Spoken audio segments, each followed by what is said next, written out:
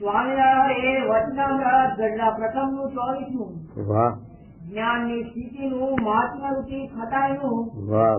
સ્વામિનારાયણ સંવત 1876 પોષ સુધી 6મે દિવસ સંધ્યા સમયે શ્રીજી મહારાજ શ્રી ગઢડા મધ્યે દાદા ખાતેના દરબારમાં ઉગમણે દ્વાર ઓરડાની અસરે ઢોલિયા ઉપર બિરાજમાન હતા ને માથે ધોળો ફેંટો બાંધ્યો હતો ને ધોળો કેસ પહેર્યો હતો તથા ગરમ કોટની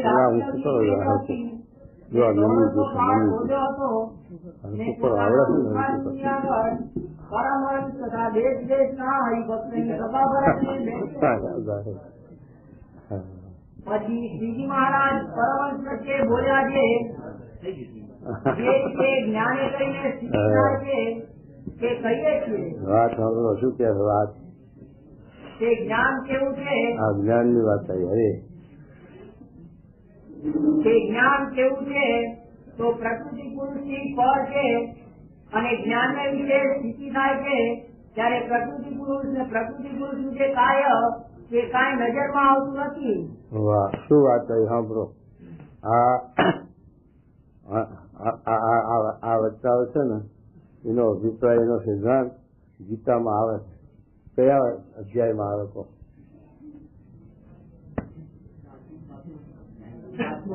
હા,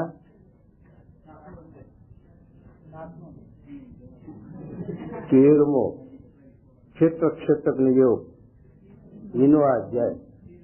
આ જ્ઞાની કરીને સ્થિતિ થાય. સ્વામી કે કાર્યમાં હવની દ્રષ્ટિ પણ કારણમાં કોઈની દ્રષ્ટિ જાય છે.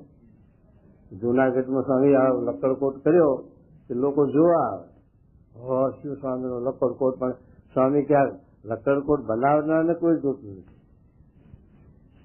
એ આ સદે મહારાજ કે આ જ્ઞાનિક સ્થિતિની વાત. જેમ આ કાર્ય લેવા મંદિરો જોઈને લોકો આશ્ચર્ય પામે, શું મંદિર, શું મૂર્તિઓ, પણ આ કરનાર કોણ છે? એનો મહિમા, એનું કઈ કોઈ ઊંડું ઉતરીને જુએ કે આ કરનાર કોણ છે પુરુષ, અને કેવા પુરુષાર્થ કર્યું ત્યારે આવું થયું હોય તો. કાર્ય ઉપરથી કારણનો મહત્તા છે, મહિમા છે ને.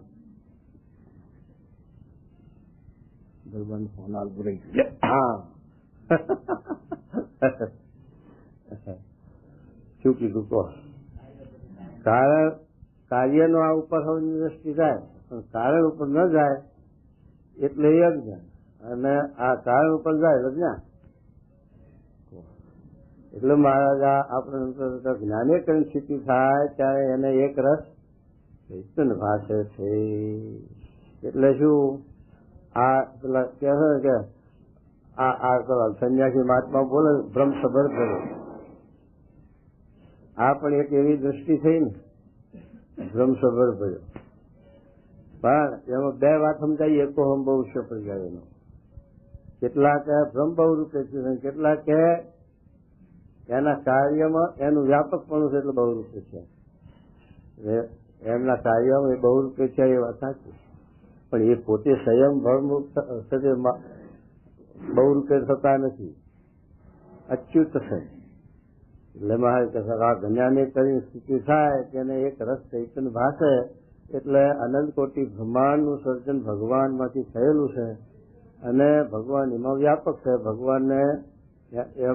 ભગવાનમાં એ સર્વ રહ્યું છે, પણ ભગવાન એમાં લપાતા નથી, બંધાતા નથી. એના કાર્યમાં એ કાર્યથી ન્યારા છે. જેમ શાસ્ત્રી મહારાજ, જોગી મહારાજ આવું કાર્ય ઊભું કર્યું, પણ એમાં એમને કોઈ જાતનું બંધન ખરું? કોઈ જાતની આસક્તિ ખરી? સ્વતંત્ર આવું કાર્ય કરીને અનંતજીવના કલ્યાણ સારું, મોક્ષ સારું કરી ગયા. પણ એમાં એમને કશું બંધન કે આવરણ કે મમત્વ કે એને એવું કશું નહીં. કરીએ છે કે આ જ્ઞાને કરીને સ્થિતિ થાય એને આ મહિમા સમજાય ભગવાનનો, એના માટે જ્ઞાનની સ્થિતિ બતાવે. એટલે મહારાજ કહે આવી કે જેને જ્ઞાને કરીને સ્થિતિ થાય તેને એક રસ ચૈતન્ય ભાષે છે. એટલે શું?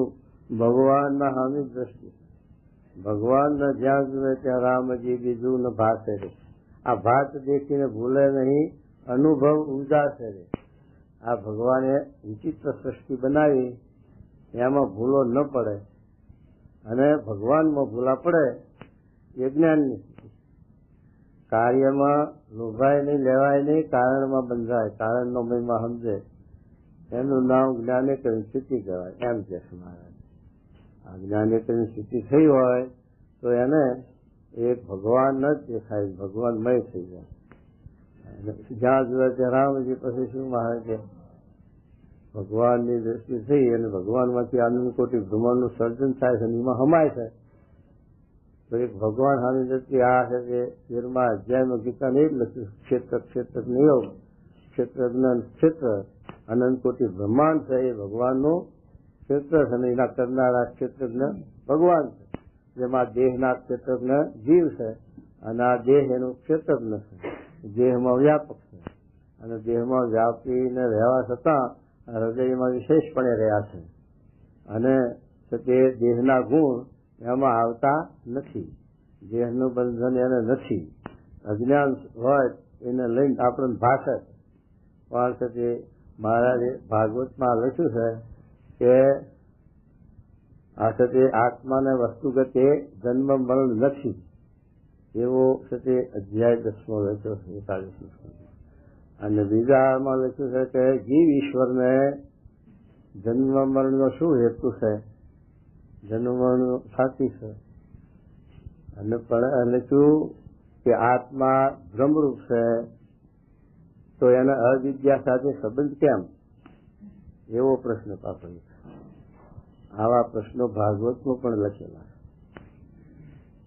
તો મહારાજ એ વાત કરે છે કે આવી કે જેને જ્ઞાનેકરની સ્થિતિ થાય, જેને સમજણ થાય, જ્ઞાન આવે, એને એક ભગવાન જ દેખાય. અને આ લખ્યું ઉત્તમ જ્ઞાન ગુણાતી સ્વામી કે ઉત્તમ તો એક ભગવાનને જ દેખાય છે, મધ્યમ પોતાને અને ભગવાનને બેને દેખાય. એટલે પોતાનું ભાન છે.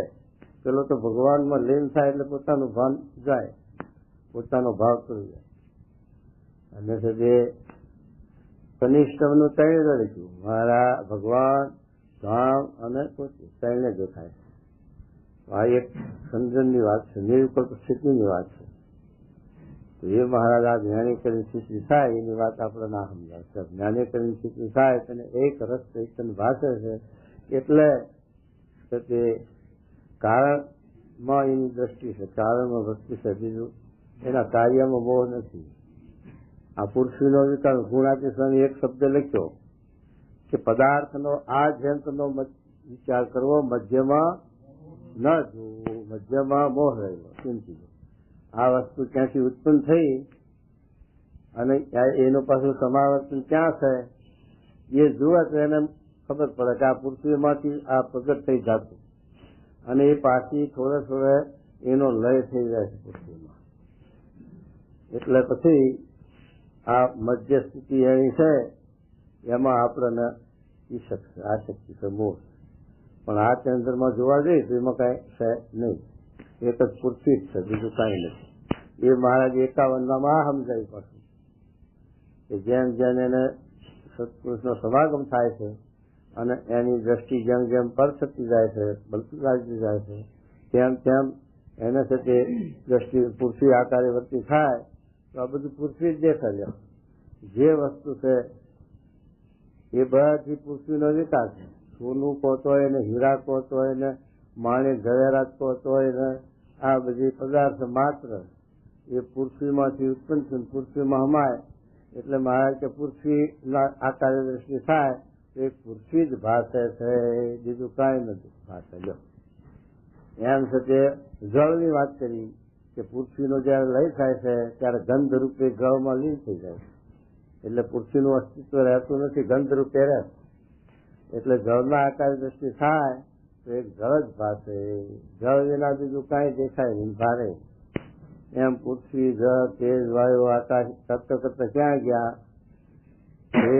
તે ભગવાનને ત્યાં પહોંચાડે. એમ ભગવાન આકારે વર્તી થાય, પુરુષોત્તમ આકારે વર્તી થાય ત્યારે એક પુરુષોત્તમ જ ભાષે છે, બીજું પછી કઈ ભાષતું નથી. એમ કીધું ત્યારે આ જ્ઞાનની સ્થિતિ, આ સમજણની સ્થિતિ મહારાજ આપે છે. એવા વચનાવત મહારાજ 51, 41, 95 પહેલું આવા બધા વચનાવતોમાં મહારાજે આ સમજાવ્યું છે કે આપણાને જો કારણ સ્વામી દ્રષ્ટિ પહોંચે તો કાર્યમાં આસક્તિ ન રહે, મોહ ન રહે, એમાં બંધાય નહીં. કોઈ કારખાનું મોટું જબરજસ્ત જોઈને આપણે જાણીએ તો આવું કારખાનું કોને ઉભું થયું, પણ એ કરનાર તો મનુષ્ય એક જ છે અને એને આટલું બધું વિસ્તારિત કાર્ય કર્યું. એમ થતી એની મહત્તા, એમાં કાર્યની કારણની મહત્તા છે કાર્યની. એમ અનંત કોટી બ્રહ્માંડના સર્જનહાર પરમાત્મા છે, એ કારણ છે,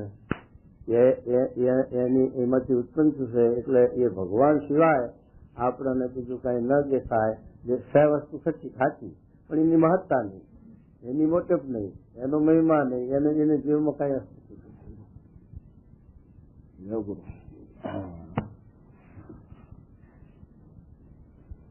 એ સજી એની મહત્તા, એની મોટપ તો આપણને જ્ઞાનેતર સ્થિતિ થાય.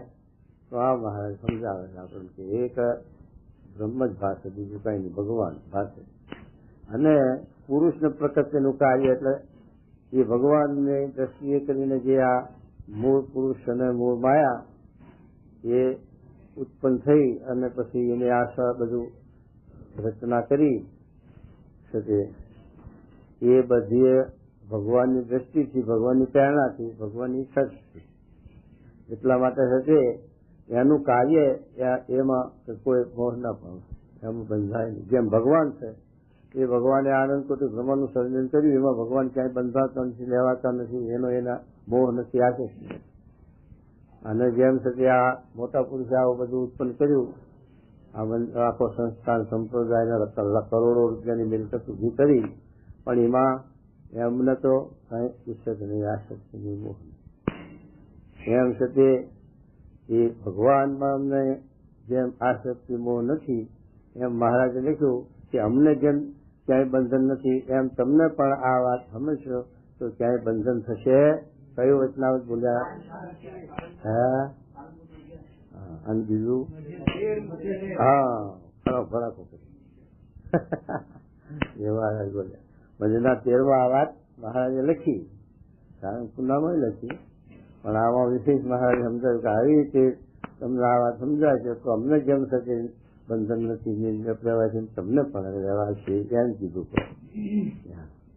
તો એ મહારાજ કહે છે કે આવી રીતે જ્ઞાની પરિસ્થિતિ થાય તેને એક રસ્તે ભાષે છે અને એને પુરુષ પ્રકૃતિનું કાર્ય કઈ નજરમાં આવતું નથી. પછી શું કહે મહારાજો?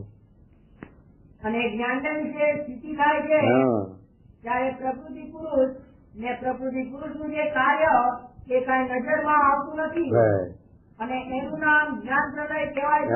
જ્ઞાન પ્રલય, આત્યંતિક પ્રલય કહો, જ્ઞાન પ્રલય કહો, આનું નામ જ્ઞાન પ્રલય, આત્યંતિક પ્રલય. આત્યંતિક પ્રલય એટલે પુરુષની પ્રકૃતિ એ પણ ભગવાનની પ્રેરણા કરીને જોડાય, એટલે પુરુષની પ્રકૃતિ એ પણ નજરમાં આવે. જય મહારાજ, પધારો.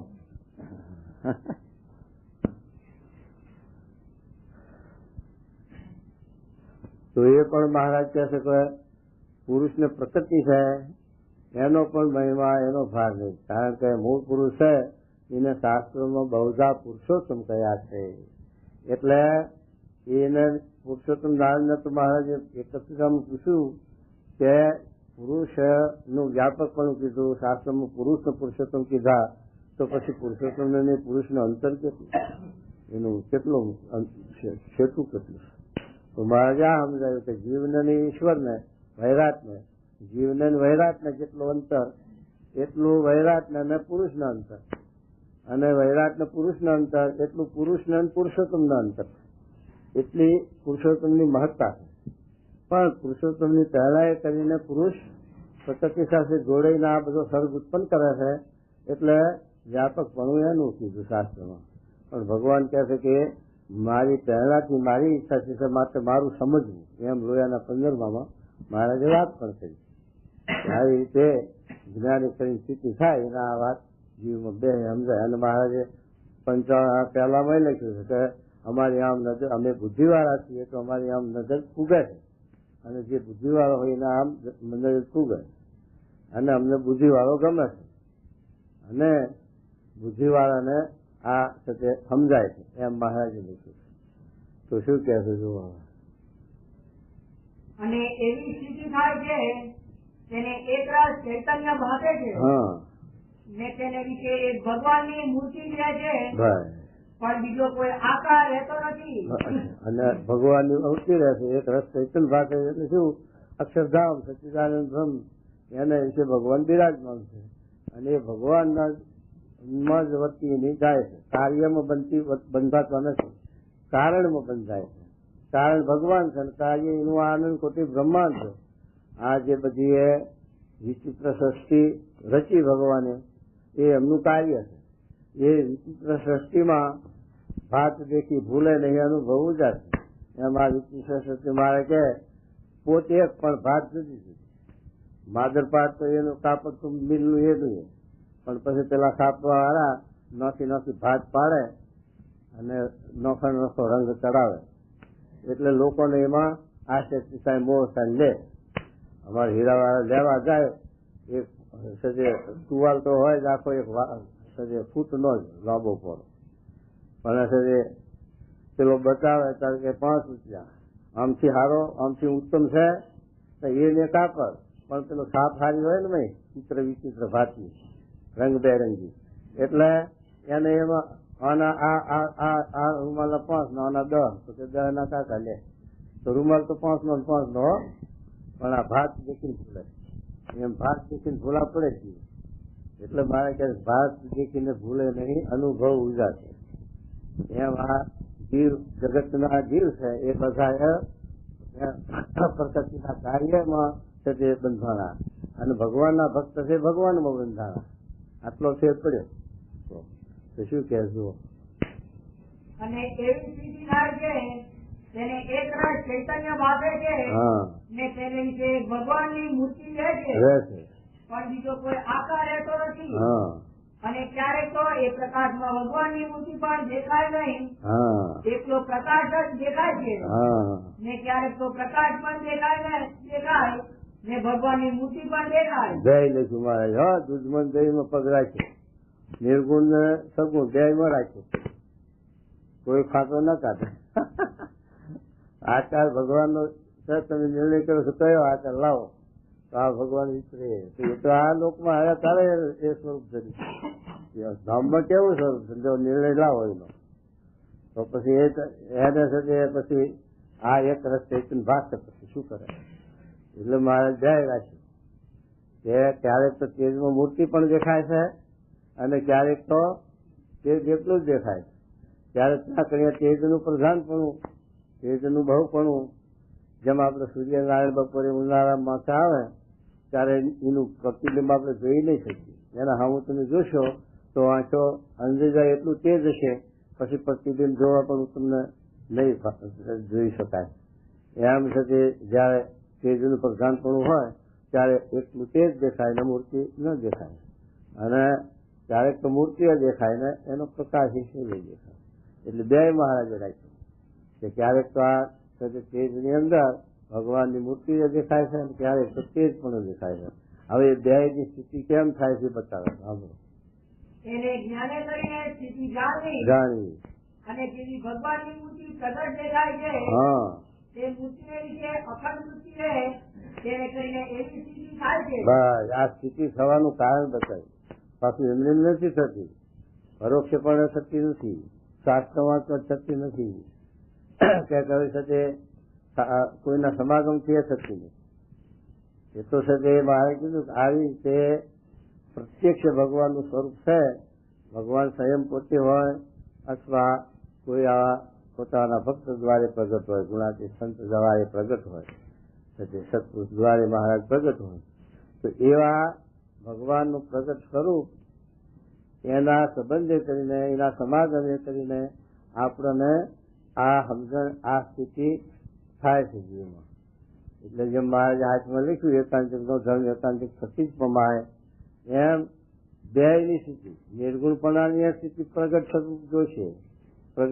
જોઈશે ગુરુ અને પ્રગટપણાની સ્થિતિ એ પણ જોઈશે સત્પુરુષ.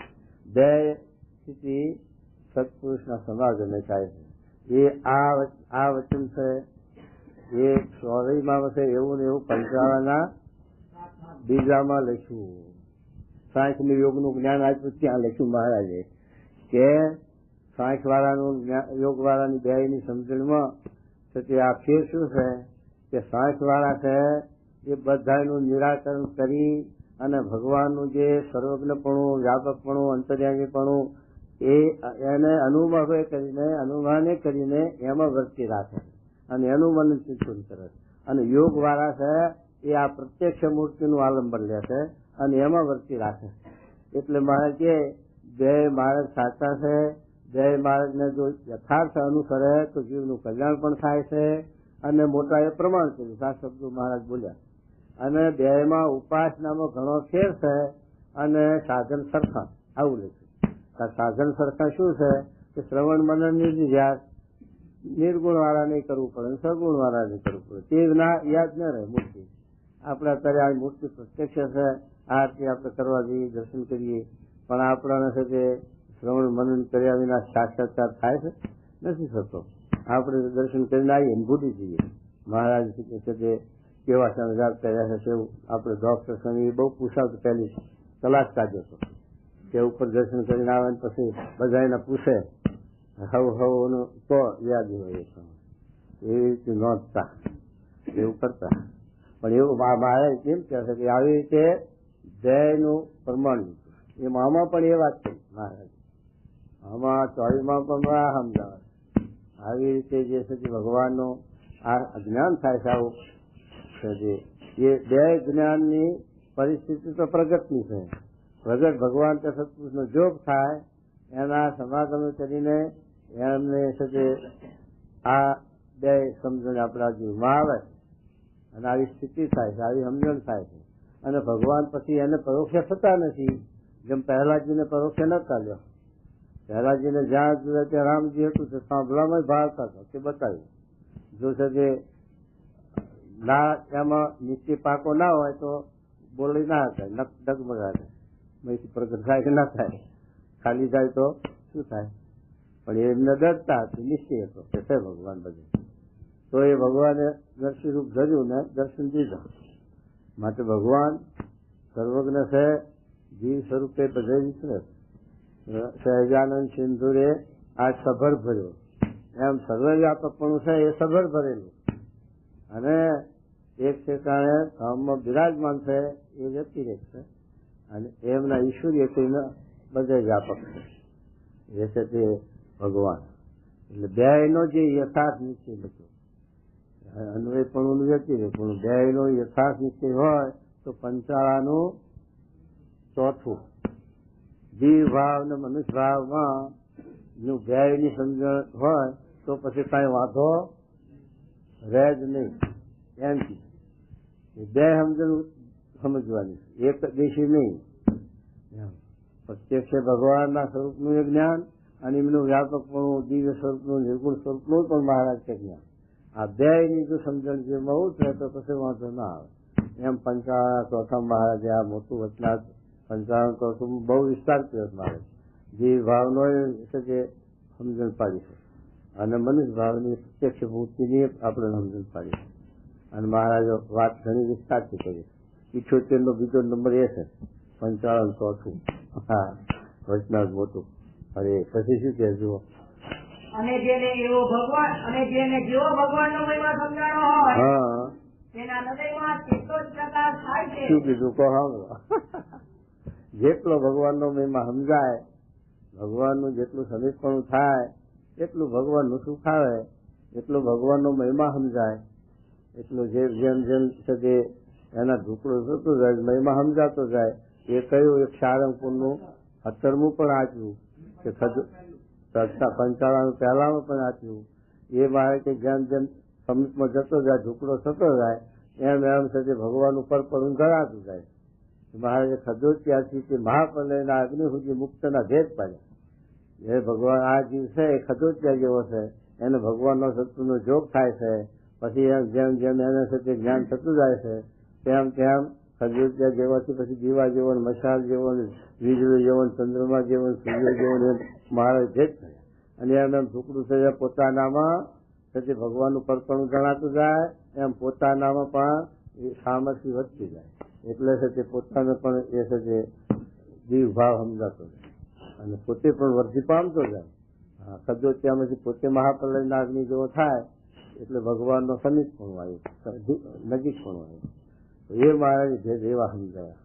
એ આવી રીતે મહારાજ કે જેમ જેમ મહિમા સમજાતો જાય અને યથાર્થ જેમ જેમ મહિમા સમજાય એને ભગવાનના ટુકડો થાય તો પછી મહારાજ કહે છે કે પછી એને આ પ્રકૃતિનું કાર્ય નજરમાં ના આવે, એમાં બંધાય નહીં, એમાં જવાય નહીં, એમાં લોભાય નહીં. એ વાત શું કહે છે મહારાજ? અને જેને જેવો ભગવાનનો મહિમા સમજાયો હોય તેના હૃદયમાં તેટલો જ પ્રકાશ થાય છે. કહ્યું એટલો પ્રકાશ એટલે શું? જ્ઞાન, જાણવું. એટલો છે તે વિકાસ બુદ્ધિનો, એટલું થાય છે એટલો પ્રકાશ થાય છે એટલે શું? જ્ઞાનનો પ્રકાશ. અજવાળું થાય કે ભરતો થાય એવું કઈ નહીં, પણ એટલું એને હસ્તામાં બધું દેખાય. રૂપાંતર જીવ ઓળખાય, ઈશ્વર ઓળખાય, માયા ઓળખાય, બ્રહ્મ ઓળખાય, પરબ્રહ્મ ઓળખાય. આ જ્ઞાનનો પ્રકાશ. આવી રીતે મારે કે જેટલો જેટલો મહિમા સમજાય એટલો એના જીવમાં પ્રકાશ થાય છે.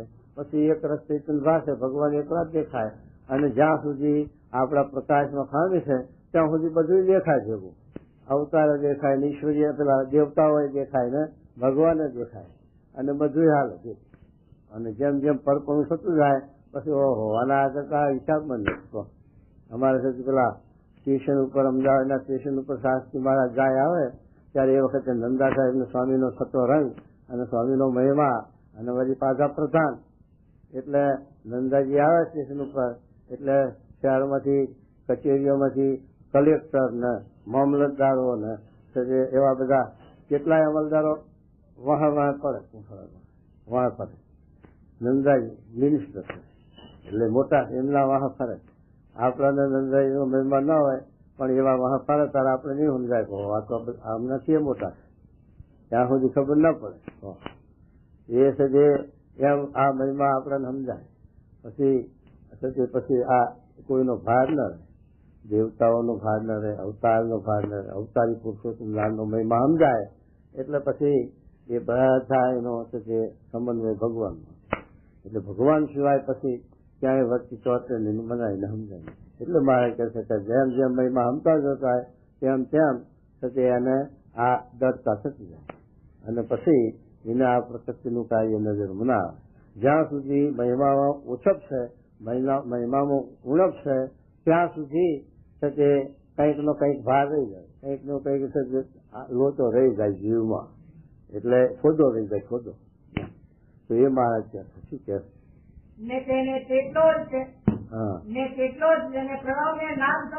એટલો પ્રણવને નાદ સંભળાય છે. શું પેલા અમારા કુબેરભાઈ ભાવનગર વાળા વાત કરે કે સ્વામી અમે તો અમે તાજા સત્સંગી છીએ એટલે કઈ નાદ સંભળાતો નથી, પણ તમે જૂના છો તે ઝૂણ ઝૂણ તો થતું છે ને કે ઝૂણ ઝૂણ તો મેં થતું છે ને કે એમ કહેતા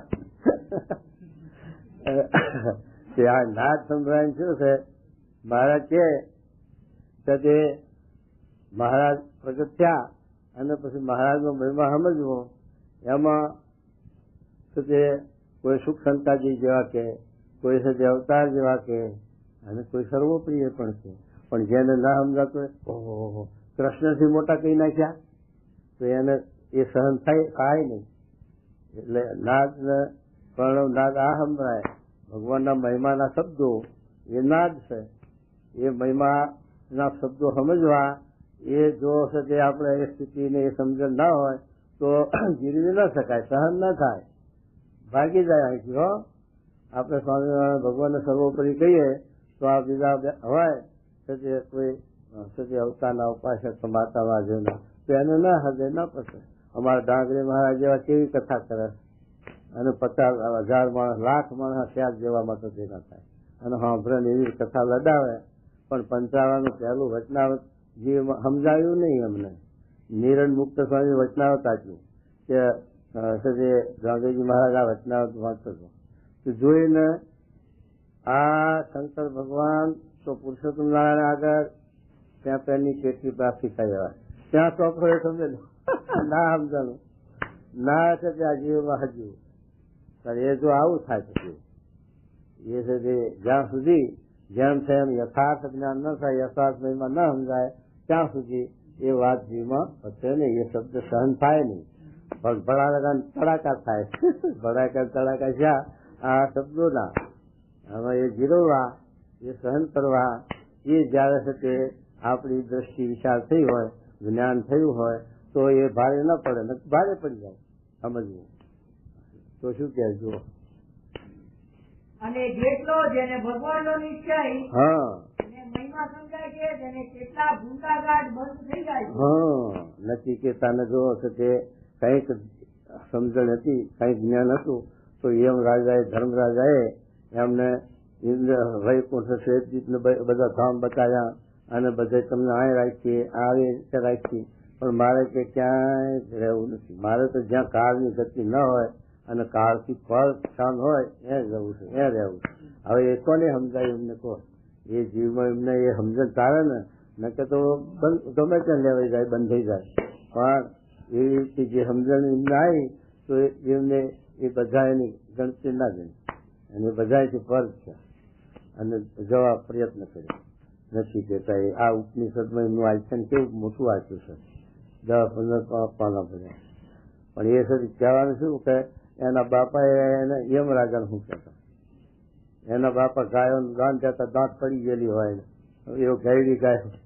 એના બાપાને કે આવી ગાયો તમે આ દાનમાં આપો, એનું પૂન શું, એનું ફળ શું આવે. ત્યાર પછી કે મને કોને આપજો, તને તમને આપજો એમ બોલે એનો બાપ. સારું તાર જમ ફાય દઉં છે. યમરાજાના દરબારમાં જઈને બેઠા. યમરાજા બહાર ગયેલા, 2-3 દાડા બેઠા, તપ કર્યું, ખાવા પીવું કઈ નહીં. પછી આવ્યા ધર્મરાજા એટલે પગમાં પડ્યા, હો તમે બ્રહ્મદેવ આવ્યા અને હું હાજર નહીં અને તમે 3 દાડા તમને અપાસ્યા. પછી તેમની સર્વભરાની સેવા કરી અને પછી આ વાત કરે છે કે માગો શ્રમ થઈને ક્યાં કોઈ આપવું. કારણ કે આવું જોઈએ મારે. જ્યાં માયાનું પાસ હોય કે કાળનું ગતિ હોય કે માયાની ગતિ હોય ત્યાં સુધી મારે ક્યાંય જોતું નથી. મારે તો માયા પર કાળ જ્યાં ના જઈ શકતો હોય ત્યાં રહે. આવું માગ્યું નથી શકાય. આવું આખ્યાની નાથ. એ જો એમની જીવમાં સમજણ હતી તો ન માગ્યું, ન તો ગમે તેમ માગીને ઉભા રહેતો બહુમાં બહુ. તો શું કે જુઓ.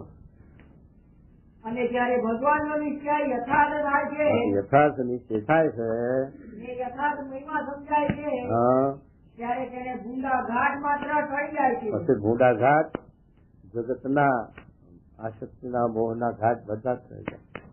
એને એમાં આસક્તિ ના રહે, મોહ ના રહે, એમાં બંધન ના રહે અને એમાં રહેતા હોય તો નહીં રહેશે.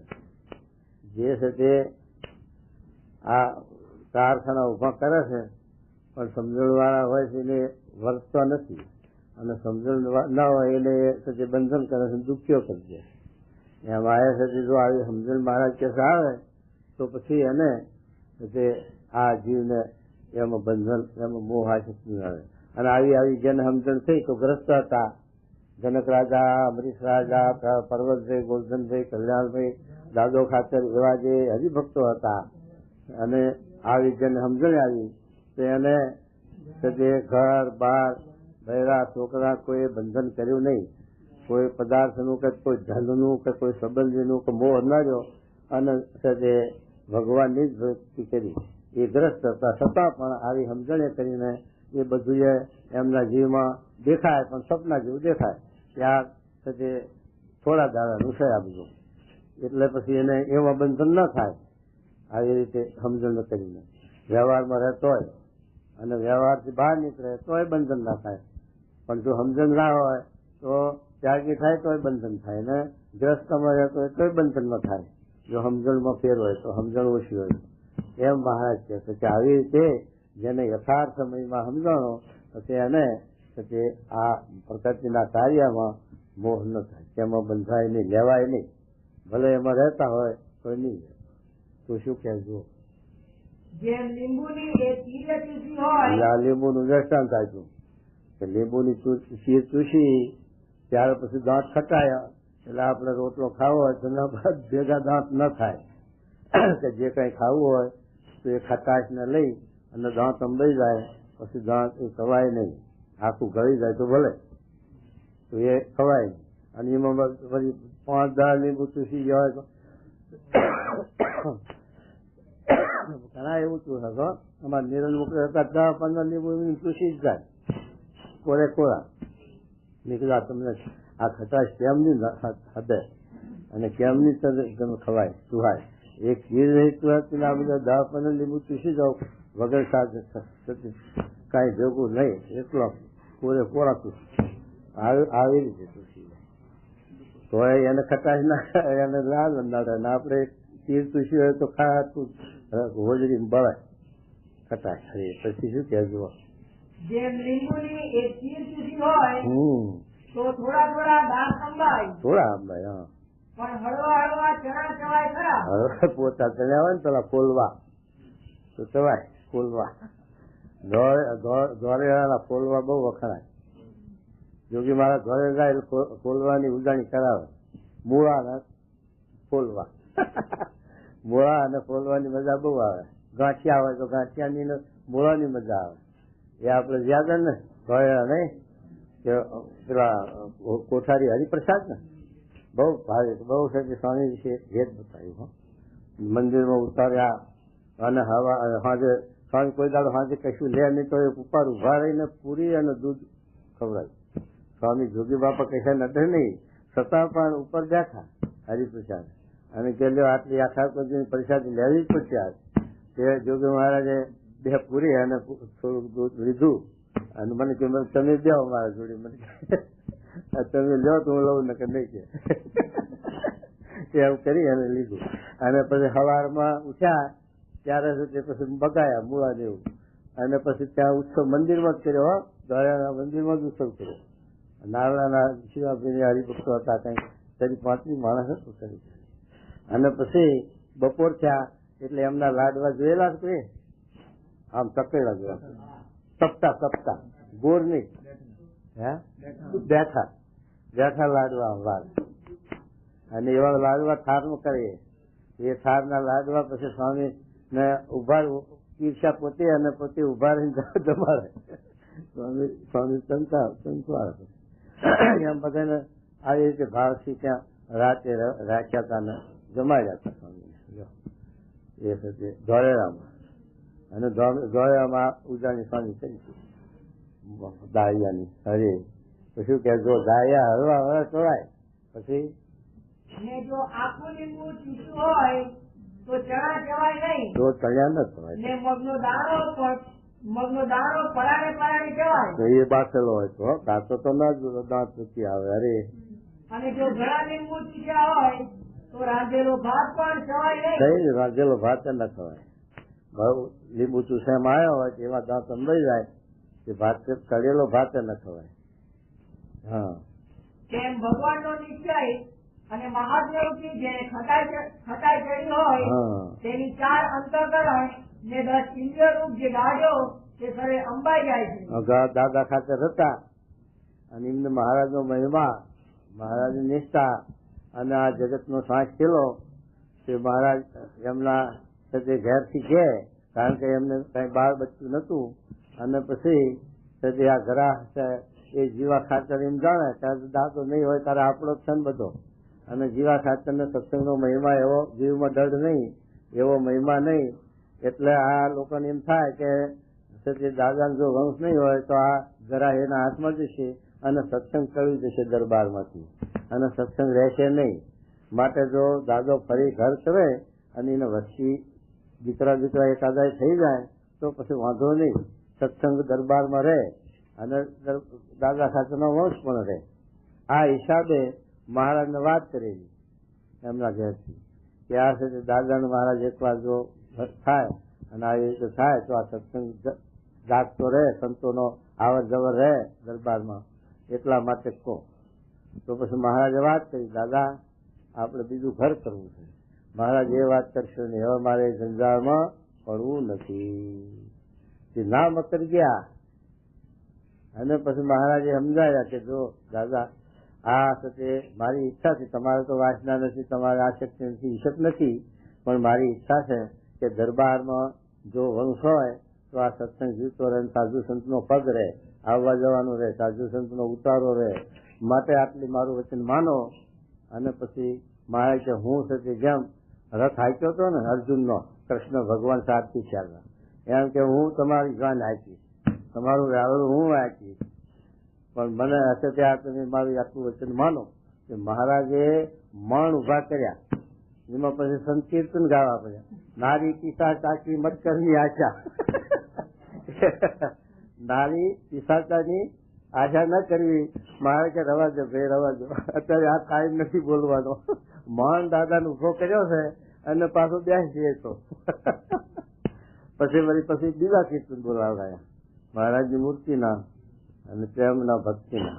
પણ કહેવાનું શું કે આ પરાણે દાદા ખાચરને આ મહારાજે પોતે સ્વયં ઉભા કર્યા ત્યારે એમથી પછી નિર્વાસનિક બીજો કેવા લાવવા કહો તો એ આશક્તિ અમે કરી ગયેલી સાચી કરી મહારાજનો મહિમા, મહારાજ શહેર અને મહારાજના સંબંધે કરીને આ પ્રકૃતિનું કાર્ય ખોટું જીવમાં મલાણેલું ત્યારે છે કે આટલું થયું. નકર કેટલાક છે રાજ્યપાલ પેલા અમારા મગનલાલ હતા સીજી પર આમ નહીં વાનાવાળા મગનભાઈ તે છે પેલો જેમ કૂતરા રાજ્યપાલ ને વહુ એમ વાળે પાડે બિચારા એને પરણવું સ્વામી કે નથી પડવું જિંદારમાં, સાસી મહારાજ ના પાડે એને પરણવું. પછી એવો માતો નાખ્યો કે દેહનો ઠેકાણો ના રહ્યો, દેહ થઈ ગયો એટલો મંગળવાર મેળ્યો.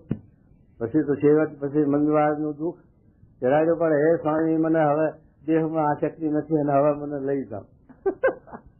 આવી રાજો પાડે ને એમ પાડીને એને ત્યાં પછી સાસી મહારાજ દેહ મુકાયો અને દેહ લઈ લીધો. પણ કહેવાનું શું કે આટલા જીવ કેટલાક આવા હોય એને આ જીવમાં ના ઉતર્યું હોય ત્યારે આ શક્તિ રહી જાય, અને કેટલાક જીવ આવા હોય દાદા ખાતર જેવા જીવ પછી આ શક્તિ ટળી ગઈ હોય પછી ફરીનો સંકલ્પ નહીં થઈ. એક વાર પ્રાગજી ભગત ને એવું મારે ઘેર જવું ને મારે ગ્રસ્તાશ્રમ કરવો ને સ્વામી કે જો આ સત્સંગ એક તો મહુવામાં થાય નહીં અને વળી તું પાછો જો ન કરે ગ્રસ્તાશ્રમ તો હતોડો થતો સત્સંગ અટકી જાય, માટે એક વાર કરી અને પછી જો ગર્ભંગ થાય તો પછી સંકલ્પ ના કરવો એવું છે ને, પછી સંકલ્પ નહીં કરવો. આવો છે તે કરાયું તે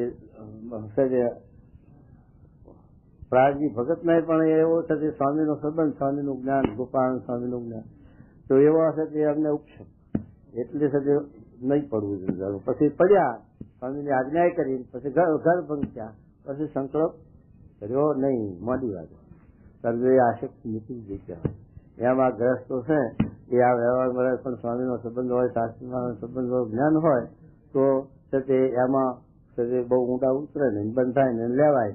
પછી પોતાના પ્રાર્થ અનુસાર જે વ્યવહાર જે તે સંસ્કાર હોય એ પ્રમાણે એને પૂરું કરે, પણ ઊંડું ઉતરવા માટે પ્રયત્ન ન કરે, એની આશક્તિ એ નહીં ના રહે.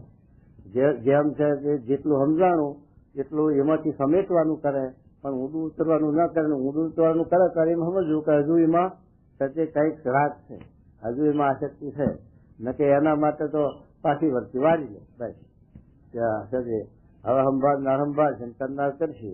આપણે લાંબો ભગવાન રોટલા દાળ આપે છે, આપણો વ્યવહાર ચાલે છે તો હવે આગળ વધુ નથી, પણ આ તો છે આગળ વધે જાય.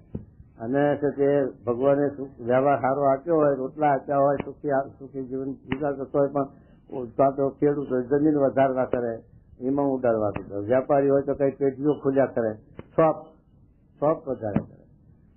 આવું છે તે જીવને એમાંથી જ્યાં સુધી આશક્તિ ન થઈ હોય એમાં વધારે ખૂંચવા કરે, અને જેને આશક્તિ ચડી હોય ખૂંચેલો હોય તો નીકળવા કરે કે જેમ તેમ આવા આપણે માથેથી સમેટી લેવું અને ભગવાન ભજી લેવા દે. તો આ વાર્ષિક નિર્વાચિક કયું વચના વ્રત હે બીજું છેલ્લાનું હા અહીંયા વાસનિક નિર્વાસનિક નું છેલ્લાનું 18 વચનામૃત કરીશું. વાસનિક ને શું લક્ષણ ને નિર્વાસનિક ને શું લક્ષણ કે જેટલું પોતાની આજ્ઞા પ્રવૃત્તિ કરાવે એટલી કરે ને પછી ધબ લઈ પૂછલેલ ઢોર નું દ્રષ્ટાંત આપ્યું પડ્યું ગયેલા એમ એ બહાર કે જો શું કે બોલો મન ના ઇન્દ્રિયો વાત કરે છે, મન રૂપે દાઢે કરીને સંકલ્પ વિકલ્પ કરે નહીં. વિષયના સંકલ્પરૂપી ક્ષણાને ચાવવાને સમર્થ થતો નથી. તેમજ ચિત્તરૂપ પોતાની દાડે કરીને વિષયનું ચિંતન કરવા સમર્થ થતો નથી. તેમજ બુદ્ધિરૂપ પોતાની દાડે કરીને નિશ્ચય કરવા સમર્થ થતો નથી. તેમજ અહંકારરૂપ પોતાની દાડે કરીને વિષય સંબંધી અભિમાન કરવા સમર્થ થતો નથી. અભિમાન શેનું હોય તારે? આત્મા પરમાત્મા હું અક્ષર છું, બ્રહ્મ છું એવું અભિમાન હોય. અને ભગવાનનો દાસ છું, ભગવાનનો ભક્ત છું એમ અભિમાન હોય. એ અભિમાન કરવાનું, જગતનું અભિમાન છોડવાનું. એમ કે શું કે જુઓ.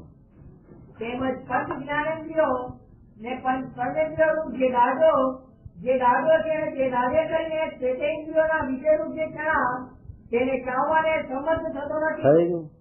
એને ચાવવા સમર્થ થતો નથી. નરસિંહ મહેતા ને ભગવાનના ભક્ત હતા, ભગવાનનો મહિમા હતો. તો તે છોકરા મર્યા, બૈરું મળ્યું તું નાચવાનું કૂદવા માંડ્યા, બીજા પોકો મેળે. સ્વામી કે લોયાનું દહમું. કેટલાક સ્ત્રી મરી જાય તો વાહે હાય વાય કર્યા કરે. અને કેટલાક પરણી સ્ત્રીને મેળવીને પણ ભગવાન ભજી જાય. આ ઈચ્છા. કેટલીક બાઈઓ હોય તો તે પરણે ધણીને મૂકીને ભગવાન ભજી. સત્સંગમાં ના રહે, બે બાજુ રહે. એનું શું કારણ છે? તો મહારાજ આ કીધું કે પ્રસંગ કરો છો પણ અડધો જગતનો અડધો અમારો. એમાં પછી વર્તી ચોટતી નથી સત્સંગમાં. જો જગતનો પ્રસંગ મૂકી દો અને એક જ તરફી રાખો સત્સંગ સંબંધી, તો સત્સંગમાં વર્તી ચોટી જાય, સત્સંગમાં જીવ બંધાઈ જાય. પછી બીજું દેખાય ને ઘર બહાર જગત દેખાય નહીં. પછી જગતનો સંકલ્પ ના રહે, ઘાટે ના રહે. પછી એનો નવો જન્મ થઈ ગયો. પછી સાંભળે છે ને ઘર કે સંબંધી કે કુટુંબ કે જગત પછી ના સાંભળે. પણ એક વાર સાથે આ એમાંથી વચ્ચે તૂટવી જોઈએ અને આ મહિમા સમજાવવો જોઈએ તો જગતની વચ્ચે તૂટે. શું કહે જુઓ. અને જેને યથાર્થ ભગવાનનો નિશ્ચય ન હોય, તે યથાર્થ ભગવાનનો મહિમા જાણ્યો ન હોય, તેના ઇન્દ્રિયો તથા અંતઃકરણ તે પોતપોતાના વિષય થકી યથાર્થપણે નિવૃત્તિ પામતા નથી. એટલું આપણે જોઈએ. આપણે અમારા વિવેક સાગર સ્વામી કહે ને કે મારા પ્રમુખ સ્વામીના કાગળ વાંચીને તો વેરાગ થાય એવું. કારણ કે 5-50 કાગળ રોજ આવતા હોય, ટપાલ રોજ આવતી હોય. પણ એમાં બધી આ લોકનું જ દુખિયાળાનું કાગળ.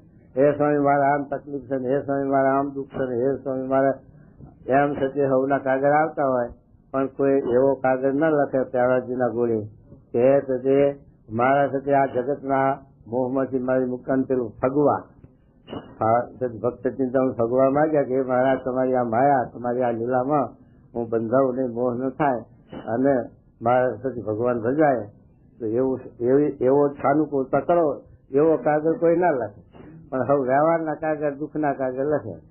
અને ત્યાં સુધી આપણે જાણીએ કે આ જગતમાં પ્રધાનપણું મટ્યું નથી, જગતનું પ્રધાનપણું છે જ. એટલે આ દુખિયારા થાય છે, દુખિયારા રહેશે. જો જગતનું પ્રધાનપણું મટે તો એને એ પછી દુઃખ ન રહે. એ દુઃખ મહારાજ કે ઉપરથી દેખાય આપણને, પણ એના અંતરમાં એનો દંશ નથી જાય. એ દુઃખનો વ્યવહાર છે તે ઉપરથી દેખાય, ચિત્તનો ધર્મ છે તો ઉપરથી દેખાય, પણ એના અંતરમાં એનો દંશ નથી. અને એના અંતરમાં એ રહેતું નથી જગત પછી, જો યથાર્થ મહિમા સમજાય. અને જ્યાં સુધી આ કાર્ય છે ત્યાં સુધી હરિભક્ત હોય કે સત્સંગ હોય તો દુખિયા મટે નહીં. મહિમામાં ખામી છે, બે કોઈ પગ છે. જગતનો એ બધું મોહ થયો નથી, જગતમાંથી વર્તે તૂટી નથી. એટલે એને લઈ અને સુખ્યા દુખ્યા થયા કરે. અને એ જીવમાંથી નીકળી ગયો હોય તો ભલે વ્યવહાર હોય, સુખ દુઃખ આવે ખરું, હન વર્તી આવે, પણ એના અંતરમાં દંશ ન ગયો. એના અંતરમાં દુઃખ નહીં, એના અંતરમાં જાણે કે આ બધું વ્યવહારનું પ્રવૃત્તિ આવી જ હોય. વ્યવહારમાં પ્રવૃત્તિમાં કઈ હક હોય જ નહીં. એ તો દુખિયા જન્માય અને મરે. હા એ થાય ને વ્રત થાય. એમાં છે પૂરું ના થાય કોઈ, એનું માયાનું પૂરું ન થાય. તો એ સમજણ એ કરીને સુખીઓ રહે અને પેલાના દુખીઓ મટે જ નહીં. એમ જો શું કે. અને જેને ભગવાનનું સ્વરૂપ છે તે તો માયા અને માયાને દ્વિગુણ તે થકી પર છે અને સર્વ વિકારે રહિત છે. ભગવાનનું સ્વરૂપ છે એ તો માયાથી પર જ હોય ને, કારણ કે બધી માયા એમાંથી જ ઉભી થઈ. ભગવાનની દ્રષ્ટિ કૃપા એ કરીને, દ્રષ્ટિ એ કરીને આ બધું સર્જન કરે છે, ઉત્પત્તિ સ્થિતિ લય કરે છે ભગવાન, એ આ જીવોને સારું કરે છે. પોતાને કઈમાં કોઈ જાતનો મોહ નથી, નહીં એમાં એમને કરવાનો કઈ હેતુ નથી, પણ જીવને નાની પ્રકારની સંસ્કૃતિ કરીને થાકેલા જીવ એના માટે વિશ્રાંતિના માટે પ્રલય પણ કરે છે, એને લોકાંતરમાં જવા માટે, કર્મ ભોગ ભોગવવાના માટે અને સાથે મોક્ષના માટે આ બધી સૃષ્ટિનું સર્જન ભગવાન કરે છે અને લય કરે છે. બાકી અમને એમાં કોઈ જાતનો કોઈ સ્વાર્થ નથી. તો શું કહેજો? અને જે ભગવાનનું સ્વરૂપ છે તે તો માયા અને માયાને જે ગુણ તે થકી ફળ છે અને સર્વ વિકારે રહિત છે, પણ જીવના કલ્યાણના છે મનુષ્ય જેવા ભાષે છે. જો મનુષ્ય જેવા જીવના કલ્યાણના છે ભાષે છે, એમનામાં કોઈ જાતની આસક્તિ કે મોહ કે ઈચ્છા નથી, પણ જીવના કલ્યાણ માટે આ મનુષ્ય જેવા થાય છે, આ લોકમાં જન્મ ધરે છે, પછી આ લોકની રીતે પછી પાછા ભાવે દેખાડે. શ્રીજી મહારાજ 50 વર્ષ રહ્યા, એમાં 6 મંદવાર દેખાડ્યા, 6 મંદવાર એમણે ધારણ કર્યા.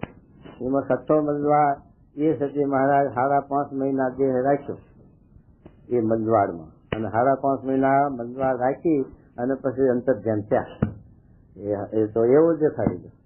જોગી બાપાએ 10 દાડા મંદવાડા અંગીકાર કર્યો, 10 દાડા સિવાયની વધારે નહીં. 10 દાડા સાથે સ્વામી બધે પરદેશથી ફરીને આવ્યા અને બધે ફરી બધાને હવનું દર્શન થઈ આવ્યા અને ત્યાં જવું હતું ત્યાં બધે ફરી વળ્યા. અહીં કઈ મહિનો રહેવાનો અમારો પ્રોગ્રામ આપ્યો હતો. 13 દાડે અહીંથી ઉપડ્યા, 13 દાડા ત્યાં મહિનો કહેતો હતા ત્યાં આ પરદેશથી આવ્યા, હવને તાણ હોય માટે હવને ફરી વળીએ, હવની તાણ મટે એટલે નિરાતમાં રહીશું. અહીં પછી નિરાતો ક્યાંથી રહે, આવા તારે રહે ને. 13 દાડા પરસાદીની જગ્યા કરી ગયા.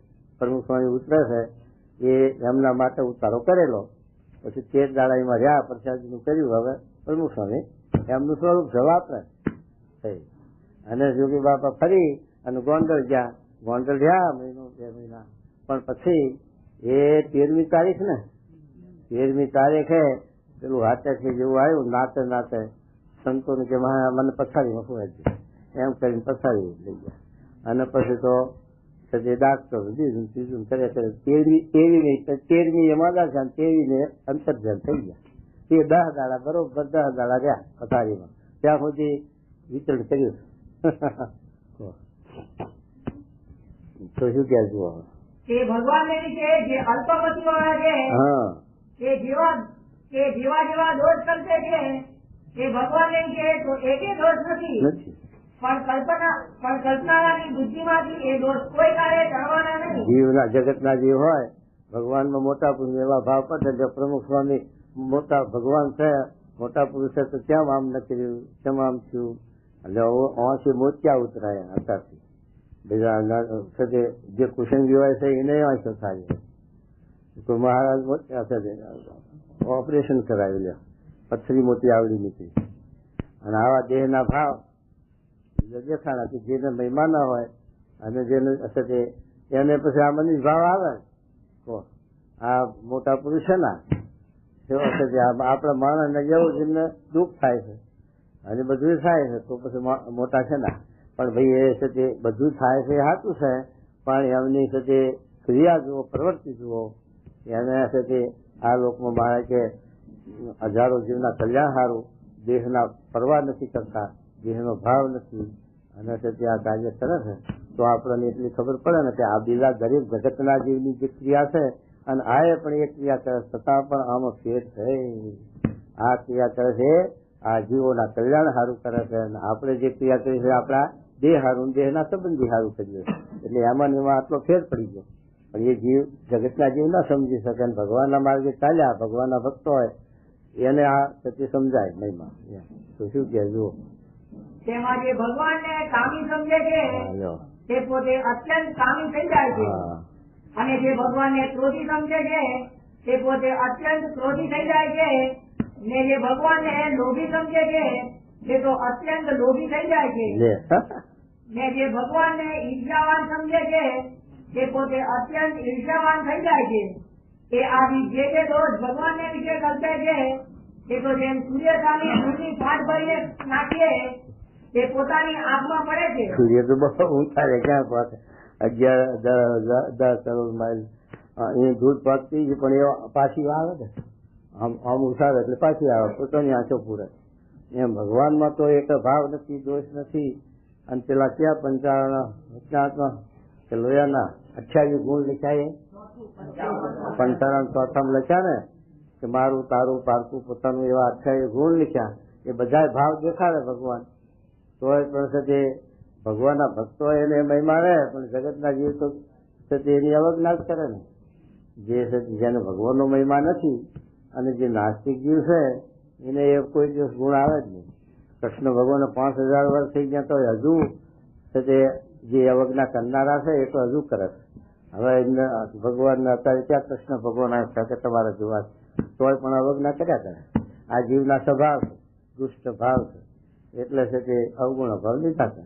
તો પછી એના જીવમાંથી આ જગત ક્યારે નીકળવાનું? એના જીવમાંથી મોહ ક્યારે કરવાનો? ભગવાનને છે તે માયા પર નથી સમજતો, તે માયા પર થઈ શકવાનો જ નથી. એમ તો કે મહારાજ કહે છે કે આવી રીતે ભગવાનને લોભી, કામી, સ્વાદી, માની સમજે એ બધા જ દોષીના હામાં પડવાના અને એના જીવમાં ખસવાના. ભગવાનને તો કઈ અટતું જ નહીં, ભગવાનને કઈ અડ્યું નહીં. પણ એ જેવા ભાવ પડશે છે એવા આવી અને એ જીવમાં ભરાવાના. લોભી સમજે લોભ એના જીવમાં કરી જવાનું બધું. અને જો પછી ભગવાનને જો માયા પર સમજે છે તો માયા પર થઈ જશે.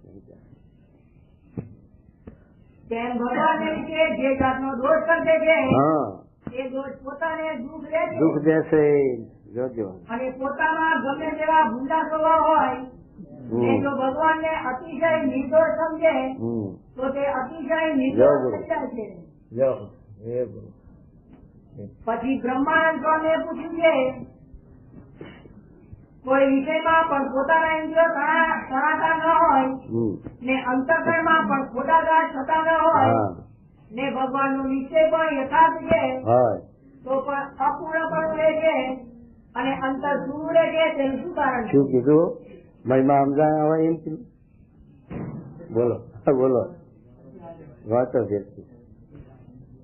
કોઈ વિષયમાં પણ પોતાના ઇન્દ્રિયો તણાતા ન હોય, કોઈ વિષયમાં એટલે જગતમાં પોતાની વૃત્તિ ન તણાતી હોય, એમાં આસક્તિ ના હોય, તળી ગઈ હોય જગતની આસક્તિ, તો અંતરમાં પણ ખોટાઘાત થતા ન હોય, અંતરમાં પણ સંકલ્પ વિકલ્પ ન થતા હોય ખોટા જગતના, ને ભગવાનનો નિશ્ચય પણ યથાર્થ છે. ભગવાન પુરુષોત્તમ નારાયણ પરમાત્મા શ્રીજી મહારાજ પોતે સ્વયં છે અને સ્વામી દ્વારા પ્રગટ છે, આવો નિશ્ચય પણ હોય, ઘટતા હોય તો પછી તો પણ અપૂર્ણપણું રહે છે. લોકો તોય અપૂર્ણપણું એનું શું કારણ છે? અપૂર્ણપણું કેમ રહે? આવું બધું આપણને મળ્યા, ભગવાન મળ્યા, નિશ્ચય છે, સંબંધ અમે સમજીએ છીએ, તોય પણ કેમ છે તે અપૂર્ણપણું રહે? તો એ મહારાજ સમજાવે છે. શું કે છે બાળકના હાથમાં? અને અંતર શું રહે છે તેનું શું કારણ છે? ત્યારે શ્રીજી મહારાજ બોલ્યા છે એ પણ હરિભક્તમાં મોટી ખોટ છે. થયું? હરિભક્તમાં આ મોટી ખોટ છે. કેમ કે આપણને આવો નિશ્ચય છે, સ્વામીનો સંબંધ થયો છે, મહિમા સમજીએ છીએ અને છે તે જગતના ઘાટ જગત આપણે ખોટું કરીને આવીને બેઠા અને જગત સામે આપણી વર્તી નથી, જગતના ઘાટ નથી, સંકલ્પ નથી, છતાં પણ કેમ આ મોડા, છતાં પણ કેમ અપૂર્ણપૂર્ણ? તો શું કહે છે મહારાજ? જે પોતાનું મન સ્થિર થયું છે, જો પાછું પોતાનું મન પણ સ્થિર થયું, ને ભગવાનનો નિશ્ચય પણ અતિશય દ્રઢ છે, જો નિશ્ચય પણ દ્રઢ છે પાછું એમ, અને મન સ્થિર થયું એમાં તો પણ હૈયામાં અતિશય આનંદ આવતો નથી. થઈ ગયો હૈયામાં હુકું રહે, શુષ્ક રહે. શું જાણીએ કે તે પણ કચેર હોય તો સારું થાય. પોતેના વચનામાં લખ્યું છે કે નિશ્ચયમાં કચેર હોય એને કેવા ઘાટ થાય? તો આવા થાય. પણ નિશ્ચય પાકો હોય ને આવા ઘાટ કેમ થાય? તો આ તો નિશ્ચય મહારાજ કે પાકો છે છતાં પણ આવા થતી ઘાટ થાય. તો એ મહારાજ શું કહે છે? ને ભગવાનનો નિશ્ચય પણ અતિશય દ્રઢ છે, તો પણ હૈયામાં અતિશય આનંદ આવતો નથી. જે હું ધન્ય છું ને કૃતાર્થ થયો છું, અને આ સંસારમાં જે જીવ છે તે કામ, ક્રોધ, લોભ, મોહ, મદ, મત્સર, આશા, તૃષ્ણા તેને વિશે હેરાન થતા ફરે છે. આ જગતમાં જીવ થોડા દુઃખી થાય છે, હેરાન થાય. પુત્ર ને કાન પીડા છે બધા. સારું સુખી દેખાતો પેલા શંકર ભગવાનને મોકલ્યા કે જાઓ જોઈ આવો કે જે સુખીમાં સુખી હોય એના જેવો તમારે સાથે આપવું. તો તો પછી બધે જોવા જા તો ક્યાંય સુખ્યા કોઈ ના ભાઈ 1 કરોડપતિ લખોપતિ સુખનો ઢગલા ઉપરથી હો 7 માળની બંગલા હવેલીઓ મોટર વૈભવ દીકરાનો કરોડ એને ખાનગી મારી વાત કરશો ને આ બધું તમને બહારથી કથાઓ દેખાય છે પણ મારા અંતરમાં તો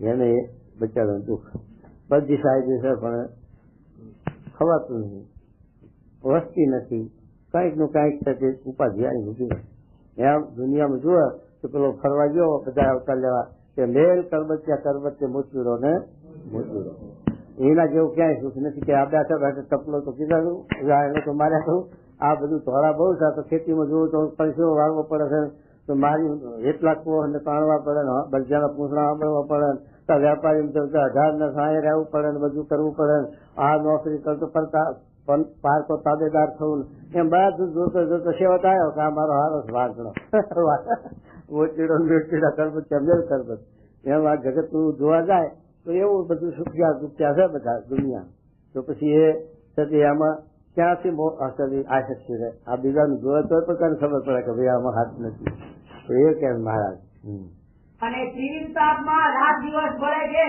તીવ્ર તાપમાં 3 તાપ અધ્યાત્મા જીભૂત નથી ગઈ એ 3 તાપમાં જીવ પ્રાણી માત્ર બળ્યા કરે જેમ નિષ્કાંત કહ્યું ને કે જેમ કડાયામાં કર્ણ ઉસરે છે ઊંચા નીચા અગ્નિ જ્વાળે એમ જો તન ધારી બળે છે સ્વર્ગ મૃત્યુને પાતાવે 3 લોકમાં હો પાછું એકલો દેવલોકમાં સુખ શાંતિ એવું તો નહીં નકર ભગવાને વૈભવ આપ્યો અને સાથે સાચી ભૂમિકા છે તો એ સાચી ભૂમિકામાં મલિન રસ્તમ આવી જાય છે મલિન સત્વ શુદ્ધ સત્વ નહીં મલિન સત્વ એટલે એમાંય પણ દુખ્યા એકબીજાને રહેમાન ઉપર સ્વામી કરે છે અને એકબીજાનો સાથે અહીંયા પણ હાથ નથી શાંતિ નથી તો એ સત્વ સાચી ભૂમિકા ત્યાં શાંતિ સુખ ના હોય તો પછી રાજસી તામસી ભૂમિકામાં તો સુખ ક્યાંથી આવે છે એમ તો શું કહેજો અને મને તો પ્રગટ પુરુષોત્તમે કરુણા કરીને પોતાનું સ્વરૂપ ઓળખાયું છે કોને ઓળખાયું મહારાજે પોતે પોતાનું સ્વરૂપ ઓળખાયું આપણને જે છે તે આ પ્રમુખ સ્વામીને ઓળખાણ આસન એવા એ મહારાજની કૃપા મહારાજ એટલે શું છે સ્વામીની વાત નથી કે ભગવાનનો રાજીપો થાય ત્યારે શું કરે છે બુદ્ધિ યોગ આપું છું સંગ આપું છું તો એ મહારાજની કૃપા મહારાજની દયા મહારાજની કૃપાએ કરીને આપણને આ પ્રમુખ સ્વામીનું સ્વરૂપ ઓળખાણું કે આમાં મહારાજ અખંડ્યા છે અંગો મહારાજનું સ્વરૂપ છે મહારાજનું સ્વરૂપ છે અને સજે આપણને કૃપાએ કરીને ઓળખાયું અને એમાં આપણને આત્મબુદ્ધિ થઈ નિશ્ચય થયો હેત થયું અને પછી જે અપૂર્ણપણું કલ્પના રાખીએ તો પછી બાળક બુદ્ધિ થઈ ગઈ બાળકને જેમ ચિંતામણી આત્મા હોય પારસમણી હોય પણ એને કઈ એનો મહિમા નથી એ તો છે તે જ્યાં સુધી જરાક છે તે ન મળે છે તે પીવાનું દૂધ તો રડે તો રાડ્યું નાખે પણ છે તે જેને મહિમા સમજાણો જેને આ જ્ઞાન થયું એ સતા રોજડા રોવે તો પછી અજ્ઞાન જ છે રોજડા સુખ નથી માટે મારે બાળક બુદ્ધિ હોય બાળકના આત્મા ચિંતા નહીં આવ્યો એનો મહિમા નથી એટલે એનો ક્યાફ ના આવે અને દારિદ્રપણું મટે નહીં એમ આપણે જો એનો મહિમામાં ખામી છે તો આપણું દારિદ્રપણું ના મટે અને આપણને દુખિયા રહીએ નકર તો દુખિયા ન રહેવાય આવો જોગ આવો સંબંધ આવી પ્રાપ્તિ થઈ અને પછી જો આપણે પૂર્ણ કામ કોનું નહીં મનાય અને અંતરમાં શાંતિ સુખ નહીં આવે ત્યારે ક્યાં આપવાની પછી બજારમાં જગતમાં સુખ શાંતિ આવવાની છે કઈ તો એટલા માટે સુધી મહારાજ આ રચનાત્મક વાત કરી કે આવી રીતે ભગવાનનો નિશ્ચય છે અને બધું છે છતાં પણ ક્યાં પૂર્ણ રહેશે ક્યાંમાં શાંતિ રહેશે તો એ આ મહિમાની ખામી છે હા શું છે અને મને તો પ્રગટ પુરુષોત્તમે કરુણા કરીને પોતાનું સ્વરૂપ ઓળખાયું છે મહારાજ પોતે અક્ષરધામમાં હતા અને પ્રગટ નતા એક પ્રાર તારા પુરુષનો જતો રહ્યો તો એ પુરુષોત્તમપણાની ઉપાસના ક્યાંથી આવે લોકો સ્વામી કે આ શાસ્ત્રોમાં છે મહાભારત ભાગવત ગીતા મહાભારતમાં છે પણ સ્વામી કે જન્મા પહેલા સાદી ક્યાંથી હોય જન્મા પહેલા સાદી ક્યાંથી હોય તો રામનો જયારે છે તે કૃષ્ણ રામ દશરથના ઘેર જન્મ થયો પછી વાલ્મીકી ઋષિએ રામાયણ પણ બનાવી અને છે તે બધા રામાયણો કેટલી બધી, પછી તો ગિરધર કૃત ને ફલાણી કૃત ને પાર ને એટલી. શંકર ભગવાને પણ બહુ મોટી બનાવી, કરોડો શ્લોકની એમ લખ્યું. ત્યારે આ બધું બન્યું, પણ છે તે જો વેદમાં કાઢી આલો રામ, વેદમાં રામનું અસ્તિત્વ કાઢી આલો, કારણ કે વેદ સનાતન છે, એમાં પછી રામનું અસ્તિત્વ ક્યાંથી આવે? કૃષ્ણ ભગવાનનું કાઢી આપો. દત્તાત્રેય, કપિલ એવા બધા અવતાર ભગવાનના છે, એ પુરાણિક છે, વેદોક્ત નથી, કારણ કે પુરાણો પછી બનાવ્યા છે, એટલે એની અંદર એનો મહિમા, એનો ઇતિહાસ આવે. પણ એમના પૂર્વના શાસ્ત્રમાં ક્યાંથી આવે? એમ મહારાજ પ્રગટ હમણાં થયા, અને મહારાજનું પછી આપણે કઈક કાઢિયાલો પુરાણમાં વેદમાં ક્યાંથી નીકળે? એમ માટે જે પૌરાણિક નામ છે એ ભગવાનના આધુનિક છે, અને જે સનાતન છે એ તો પરબ્રહ્મ, એટલે બ્રહ્મથી પર, પુરુષોત્તમ એટલે પુરુષોમાં ઉત્તમ છે, એમ છે એ નામ એટલે એ વેદોક્ત નામ છે, અને પેલા પૌરાણિક નામ છે. હવે એમાં પછી મહારાજ સાદી ક્યાંથી હોય? ભગવાનનું નામ મહારાજનું ક્યાંથી આવે? પરોક્ષપણે તે લખાય છે ભગવાન, પણ છે તે પ્રત્યક્ષપણે તો સમજણીની ના જ હોય ને. એ તો મહારાજ અહીં પ્રગટ થયા અને પોતાનું અક્ષરધામ લેતા આવ્યા, ત્યારે આ અક્ષર ને પુરુષોત્તમની આ પ્રવૃત્તિ આપણે નાચાઈને મળી. નકર તે શાસ્ત્રોમાં હોય તો ક્યાંથી કરવાની? એ પ્રગટ ભગવાન થયા. એમ મહારાજે પોતે કહ્યું કે મહારાજ ભગવાન પુરુષોત્તમ જાણે પ્રગટ થયા એટલે પોતાનું સ્વરૂપ ઓળખાયું કે હું પુરુષોત્તમ છું. એમ કહો તો શું કહેજો? અને મને તો પ્રગટ પુરુષોત્તમે કરુણા કરીને પોતાનું સ્વરૂપ ઓળખાયું, હા, ને કામ ક્રોધાદી સર્વ વિકારેથી રહિત કર્યો છે, અને નારદ સંસારી જેવા સંત તેના સમાગમમાં રાખ્યો છે. માટે મારું મોટું ભાગ્ય છે, મારું મોટું પુણ્ય છે, મારું મોટું ભાગ છે. હા, એવો વિચાર નથી કરતો, ને આતે પણ અતિશય આનંદમાં નથી વધતો, એ મોટી ખોટ છે. જો શંકાજી તો આવી ગયા.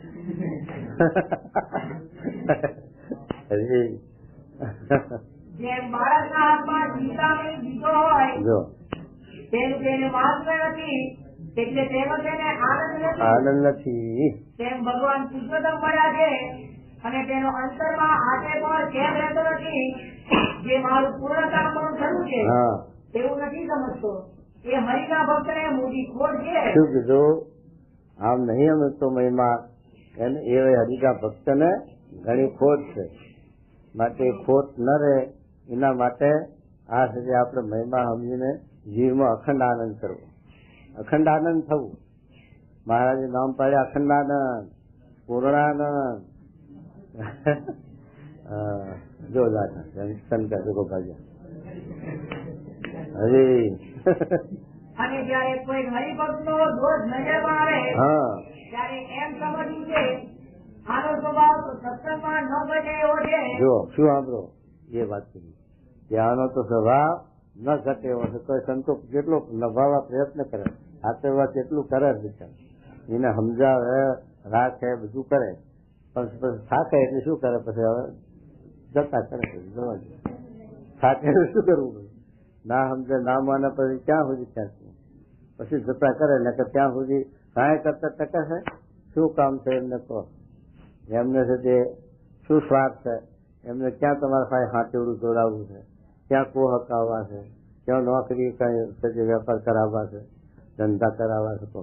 તે છતાં પણ સંતો કેટલો દાખલો કરે સમજાવવાનો, કેટલો આપણા માટે પ્રયત્ન કરે, તોય પણ વહેલા ઉઠે કાં તો, અને કાં તો ખબર ના પડવા દે કે હું જઉં છું. નકર બધી કઈ સમજાય રોકાય ખરા, પાડે પણ પાડે એમ ભાગે. પણ હવે ત્યાં જઈને શું મોટું છે તે રાજગાદી ભોગવવાના અને શું હવાજ લેવાના એના કરતા વિશે એનો વિચાર નહીં કરતા. પણ આ ખેંચી જાય છે, શું કરે બિચારે? એનો એ વાત નહીં ને, એનું અંદર ખેંચી જાય, એનો ભાવ ખેંચી જાય, નકર તો ના જાય એમ. તો શું કે જુઓ. અને જયારે કોઈ હરિભક્ત નો દોષ નજરમાં આવે ત્યારે એમ સમજવું છે આનો સ્વભાવ તો સત્સંગમાં ન ઘટે એવો છે, તોય પણ એને જો સત્સંગ મળ્યો છે અને એ જો જેવો તેવો છે તોય પણ સત્સંગમાં પડ્યો છે, તો એનો પૂર્વજન્મનો અથવા આ જન્મનો સંસ્કાર ભારે છે. સંસ્કાર ભારે છે તો આ જોગ મળ્યો, જોગ જ ક્યાં છે? મને સંસ્કાર ના હોય તો આ યોગમાં આવવું બહુ અઘરું છે. એના આ જન્મનો સંસ્કાર હોય, કોઈ હરિભક્તનો, કોઈ સંતનો પ્રસંગ થઈ ગયો હોય, એમાંથી સ્વામીના શબ્દ પડ્યા હોય, સ્વામીનો મહિમા સમજણ હોય તો આવે અને એમ જોગ થઈ જાય. સંસ્કાર વગર આ જોગ થવો એ દુર્લભ છે. મારે કે ભગવાનના સંતની સેવા બહુ મોટા પુણ્યવાળા મળે. ત્યારે મહારાજ કે જે બહુ મોટા પુણ્યવાળાને મળે છે સેવા કર્યા વગર પૂન ઉદય ક્યાંથી થયું અને પૂન ઉદય થયા વગર સેવા કેમ કરે? એટલો વિરોધ આવે. તો મારે કે ગુણ આવ્યો એ મોટું પુણ્ય ઉદય કે છે. આ સંત તો બહુ સારા રે, ખરા કલ્યાણ ના કરનારા રે, એટલો જ ગુણ કોઈ ગ્રેસે રે કે તો બ્રહ્મલ મળ્યો. આટલું કે એમાં હારા કહેવા, એમાં પૈસા દેતા નથી તો હારા નહીં કે કહો. વિમુખ હશે કે બંડિયા કે છે, ત્યાં તો વિમુખ કે છે, પણ હારા નહીં કે. આ જીવનો આવડું સ્વભાવ છે, એવો સ્વભાવ કે છે તે કઈ લેવું નથી દેવું નથી, કોઈ હારા કહેવામાં એને જીભ ઉપડતી નથી. એટલે સુધી મારે જે હારા ગુણ આવ્યો કે હારું કરે છે હારા છે એટલે એ પૂન મોટું ઉદય છે. અને એને લઈને પછી એમનો સેવા કરવાનું મન થાય, સમાગમ કરવાનું મન થાય, એમાં ભગવાન મન થાય એમ છે. અને એમ સમજીને તેનો પણ અતિશય ગુણ લેવો. એમ વાર્તા કરીને શ્રીજી મહારાજ જય સચ્ચિદાનંદ કહીને પોતાને ઉતારે પધાર્યા. ઇતિ વચનામૃતમ તે પ્રમાણે ગઢડા પ્રથમનું 24મું થયું. જે પ્રમાણે 24મું થયું.